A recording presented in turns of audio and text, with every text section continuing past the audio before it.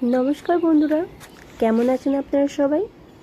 আশা করছি আপনারা সবাই খুব ভালো আছেন, আর আমরাও কিন্তু বেশ ভালো আছি। চলে এসেছি আবার একটি নতুন ভিডিও নিয়ে। চলুন আপনাদের সাথে নিয়ে এখন থেকে আমি আমার ভিডিওটি শুরু করছি। তো সকাল সকাল ছাদে চলে এসেছি, কারণ এদেরকে একটু দেখতে। আজকে যাব আমার মামার বাড়ি, থাকবো ওখানে ওই 3-5 মতন।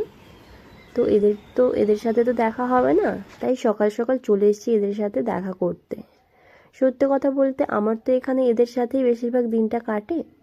তো ওদের না দেখে আমার ঠিক যাওয়ার জন্য মনটা সায় দিচ্ছিল না। তাই সকালে এসে ওদের সাথে একবার দেখা করে তারপর আমরা রওনা দিলাম। সকাল সকালই বেরিয়ে পড়লাম, তার কারণ বেলা হলে রোদ্দুরের তাপও যেরকম বাড়বে সেরকম কষ্টটাও হবে। তো সেই জন্যেই সকাল সকালই যাচ্ছি, আর অনেকটা তাড়াতাড়িও পৌঁছতে পারবো, কারণ যেতে তো অনেকটা সময় লাগবে আমাদের, যেহেতু অনেকটা রাস্তা, তো সেই জন্যে।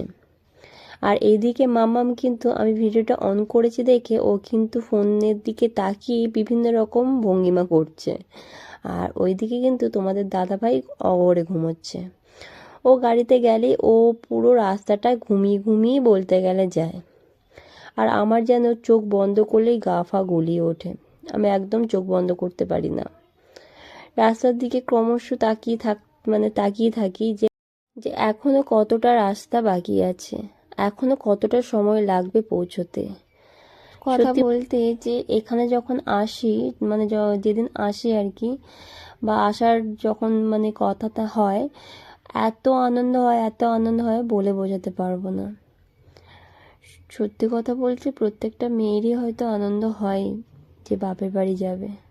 আর এটা আমার যদিও বা মামার বাড়ি, আর এটাই আমার কাছে কিন্তু মামার বাড়ি, বাবার বাড়ি, বাপের বাড়ি দুটোই।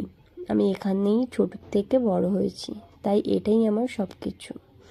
এখানে আসার নাম করলে আরও বেশি যেন আনন্দ হয়। তো যাই হোক, দেখো দেখতে দেখতে কিন্তু চলেও এসেছি। রাস্তায় সেজু মামি দাঁড়িয়েছিল। যখন বাসে ছিলাম তখন কিন্তু সেজু মামি বারবার ফোন করছিল। সেজু মামি, ছোটো মামি বারবার ফোন করে জিজ্ঞেস করছিল যে আমরা কোথায়। আর মামাম সমানে ওদের বলে যাচ্ছে যে আর 7 মিনিট, আর একটুখানি সময়, আর 7 মিনিট সময় লাগবে। তো চলে তো এসছি এখানে। সেজু মামি ওকে নিয়ে ভেতরে ঢুকলো, আর এখানে হচ্ছে আমার ছোটো মামি রান্না করছে, আর সিঁড়িতে যে উঠে গেল ওপরে হচ্ছে মেজো মামি। তো আস্তে আস্তে সবার সাথেই পরিচয় করিয়ে দেবো ভালোভাবেই।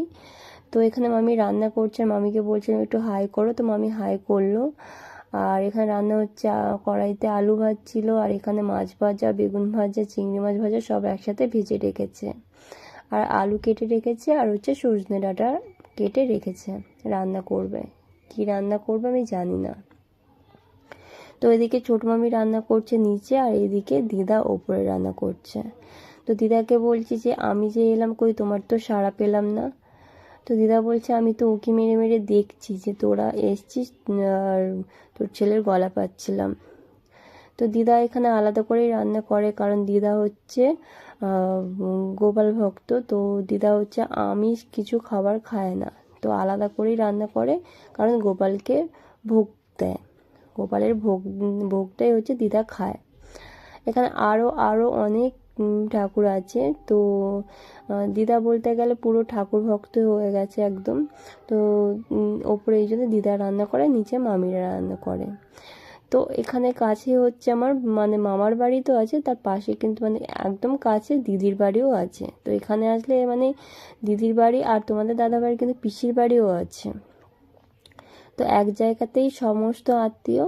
তো মামার বাড়ি থেকে সবার সাথে দেখা করে একবার দিদির বাড়ি ঘুরতে এলাম সবার সাথে দেখা করার জন্যে। আর এসেই দেখো এখানে যেহেতু পুজোতে এসছি, ও বলা হয়নি আমি এখানে পুজোতে এসছি। এখানে দেশকালী পুজো হয়, যে কালী যে মন্দিরটা তোমাদের দেখিয়েছিলাম, সেই মন্দিরে হচ্ছে সেই কালী মায়ের পুজো, খুবই জাগ্রত মা।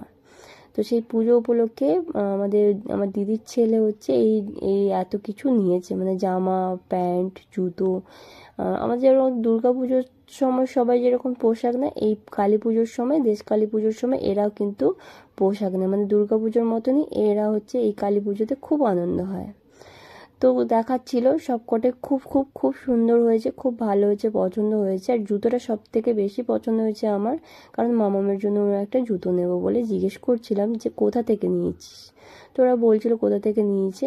তো দেখি একবার যাব, মামামের জন্য একজোড়া জুতো নিয়ে আসবো। আর হ্যাঁ, এখানে আসলে কিন্তু আমারও কেনাকাটি শেষ হয় না। আমার জন্য এখানের জিনিস ছাড়া অন্য কোথাওকার জিনিস আমার পছন্দ হয় না।